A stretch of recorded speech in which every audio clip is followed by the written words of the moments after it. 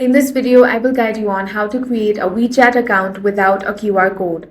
First, launch open the WeChat app. Now you want to tap on the sign up option. You can sign up using phone or you can sign up using Facebook. Select whichever option you want.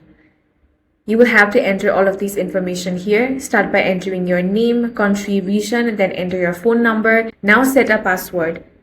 Then check the box that says you have agreed to terms and condition. Now tap on accept and continue.